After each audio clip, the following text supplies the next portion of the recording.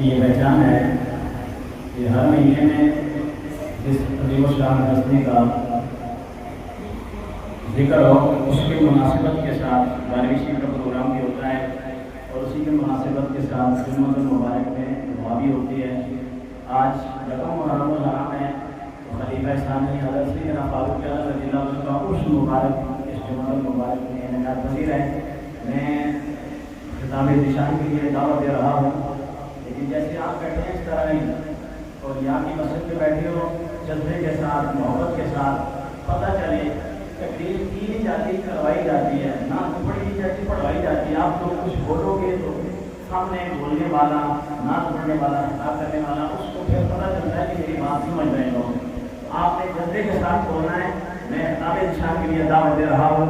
پہلے بھی میں نے عرض کیا تھا یہاں نہ علم کی کمی ہے، نہ سوز و گزاش کی کمی ہے، نہ روحانیت کی کمی ہے۔ اللہ تبارک و تعالیٰ نے اس آستانے کو ہر لحاظ سے مکمل فرمایا ہے۔ اللہ پاک صبح قیامت تک اس کی تعبانیاں ہمیں نصیب فرمائے۔ میں خطاب ذیشان کے لیے دعوت دے رہا ہوں۔ منظور قدر مرشد فقیر کی ثانی سرکار دیگر گوشہ محبوب المشائخ حضرت علامہ صاحبزادہ پیرزادہ محمد فہیم عالم آجمی صاحب ثانی صاحب دامت برکات المعالیہ کی خدمت میں خطیب جامع مسجد آتا کی وہ تشریف لائیں اور اپنے مطالعہ بیان سے ہم سب کو مستفید بنائیں۔ نعرہ تکبیر! ایسے ہی ایک ہاتھ بلند کر کے پیار سے اور محبت سے نعرے کا جواب دیں۔ نعرہ تکبیر! نعرہ رسالت! نعرہ رسالت! نعرہ رسالت! نعرہ تحقیق! نعرہ حیدری! سرکار عالمی رحیمی اسماعیل آباد شریف!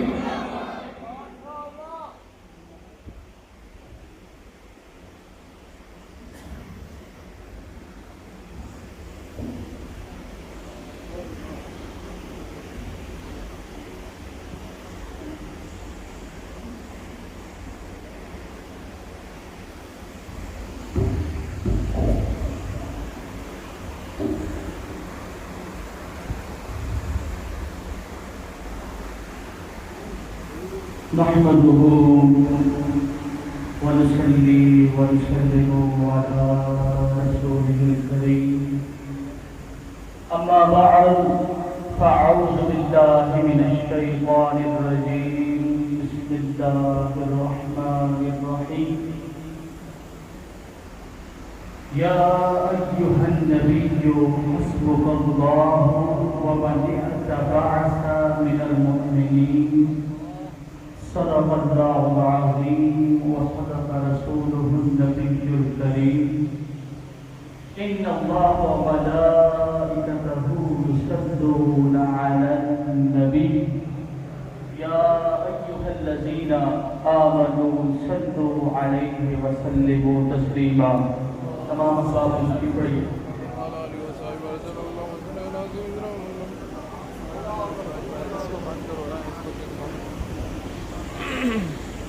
اللہ تبارک و تعالی قرآن مجید فرقان حمید میں ارشاد فرماتا ہے یا ایھا النبی حسبک اللہ ومن اتبعک من المؤمنین۔ اے نبی صلی اللہ علیہ وسلم آپ کے لیے اللہ کافی ہے اور جن مومنین نے آپ کا اتباع کیا وہ آپ کے لیے کافی ہیں۔ آج کا یہ دن جمعۃ المبارک اور محرم کی یکم آج ہو چکی ہے، اور یہ جمعۃ المبارک خاص منسوب ہے امیر المؤمنین خلیفہ خلیفہ المسلمین مراد مصطفیٰ و دعائے مصطفیٰ حضرت سیدنا عمر فاروق رضی اللہ تعالیٰ عنہ کے ساتھ منسوب ہے۔ آپ پر قاتلانہ حملہ ہوا 26 ذی الحج کو، اور آپ کا یوم وصال یکم محرم الحرام کو ہوا۔ حضرت عمر فاروق رضی اللہ تعالی عنہ وہ عظیم شخصیت ہے، آپ وہ عظیم شخصیت ہیں، اور آپ کا ان لوگوں میں نام آتا ہے جو ابن الوقت نہیں ہوتے بلکہ ابو الوقت ہوتے ہیں۔ ابن الوقت اور ابو الوقت سے مراد یہ ہے کہ جو وقت کے مطابق نہیں بدلتے بلکہ وقت ان کے مطابق بدل دیا کرتے ہیں۔ آپ کی شان، آپ کی عظمت بہت بلند ہے، اور آپ کا اٹھنا بیٹھنا چلنا پھرنا یہ سب دین ہے۔ یہ آپ کا رونا ہنسنا چلنا پھرنا سب دین ہے، یہاں تک کہ آپ کی روح بھی دین ہے، اور آپ کی ساری زندگی اس دین کی خدمت میں آپ رہے، اور آپ کا اصل ہی جو ہے وہ دین ہے۔ حضور علیہ السلام تشریف فرما تھے، حضور نے تمام صحابہ کرام میں تشریف فرما تھے، حضور ارشاد فرمانے لگے کہ میں نے خواب دیکھا ہے، میں نے خواب دیکھا ہے، اور خواب میں نے کچھ لوگوں کو قمیض پہنے ہوئے دیکھا ہے، میں نے کچھ لوگوں کو قمیض پہنے ہوئے دیکھا ہے۔ اس میں کچھ لوگوں کی قمیض جو تھی وہ ناف تک تھی، کچھ لوگوں کی قمیض پیٹ تک تھی، اور کچھ لوگوں کی قمیض گھٹنوں تک تھی۔ اور حضرت عمر فاروق آپ سامنے بیٹھے ہوئے تھے، حضور نے آپ کو مخاطب کر کے کہا، اے عمر، میں نے تمہیں بھی خواب میں دیکھا، میں نے تمہیں بھی خواب میں دیکھا ہے۔ اب یہاں سے آپ اس بات کا اندازہ لگائیں نا کہ جس کو حضور خواب میں دیکھ رہے ہو اس کا مقام اور مرتبہ کتنا بلند ہوگا۔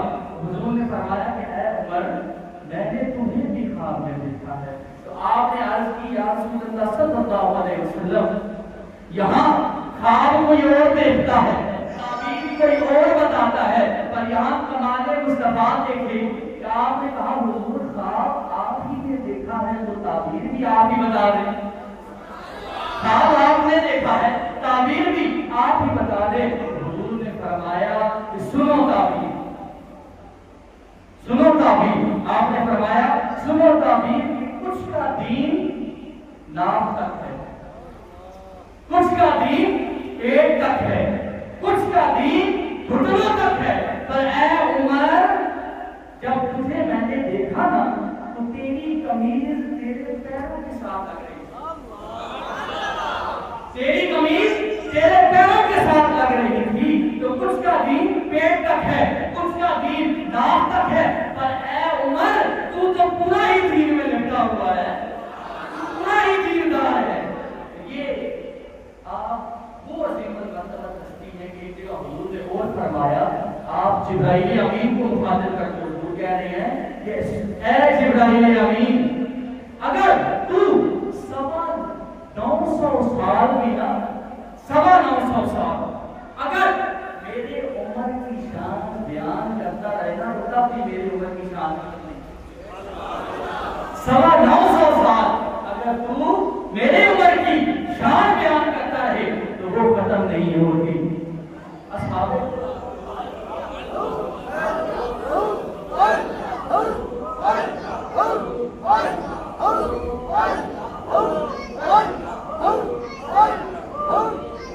اصحاب رسول کا ایمان کیسا تھا، جو کہ سارا مبارک تھا، وہ آپ نے حضور کے قدموں میں پیش کر دیا۔ حضور نے پوچھا، اے عبیدہ بن جراح، یہ کس کا سر ہے؟ تو آپ نے عرض کی، یا رسول اللہ صلی اللہ علیہ وسلم، مجھے قسم ہے آپ کی زلفوں کی کہ یہ میرے سگے باپ کا سر۔ اور ایک اور غزوہ میں ایک اور جوان صحابی تھے، آپ کا بھی رد عمل یہ تھا کہ آپ نے سر کاٹا، حضور کی بارگاہ میں پیش کیا، تو حضور نے پوچھا، اے جوان صحابی، اے میرے غلام، یہ کس کا سر ہے؟ تو اس نے عرض کی، یا رسول اللہ صلی اللہ علیہ وسلم، یہ میرے سگے بھائی کا سر ہے۔ اب حضور نے پوچھا کہ اے عمر، اے عبیدہ بن جراح، اے جوان صحابی، جب آپ لوگ ان کا سر کاٹنے لگے تھے تو آپ کے ہاتھ نہیں کانپے؟ آپ کا دل موم نہیں ہوا؟ کسی نے اپنے والد کا سر پیش کر دیا، کسی نے اپنے بھائی کا سر پیش کر دیا، کسی نے اپنے ماموں کا سر پیش کر دیا. آپ لوگوں کے ہاتھ نہیں کانپے، آپ لوگوں کا دل موم نہیں ہوا. تو تینوں صحابیوں نے ایک ہی جواب دیا. آپ نے عرض کی یا رسول اللہ صلی اللہ علیہ وسلم، ہاتھ کام بھی سکتے تھے، دل موم بھی ہو سکتا تھا، لیکن جب ہم ان کا سر کاٹ رہے تھے تو ہم نے یہ نہیں سوچا کہ یہ ہمارا ماموں ہے، یہ ہمارا بھائی ہے، یہ ہمارا باپ ہے. ہم نے فقط اتنا سوچا ہے کہ حضور جس کا آپ سے تعلق نہیں اس کا ہم سے کوئی تعلق نہیں. تو یہ وہ صحابہ تھے کہ جن کا یہ عقیدہ تھا کہ جو حضور آپ کا نہیں وہ ہمارا نہیں، جس کا آپ سے کوئی تعلق نہیں اس کا ہم سے کوئی تعلق نہیں. اسی لیے انگریز بھی یہ لکھنے پر مجبور ہو گئے. یہ شاعر ہے، شاعر نے جب لکھا نا تو وہ اپنی زبان میں لکھتا ہے. تو کیا لکھتا ہے کہ جو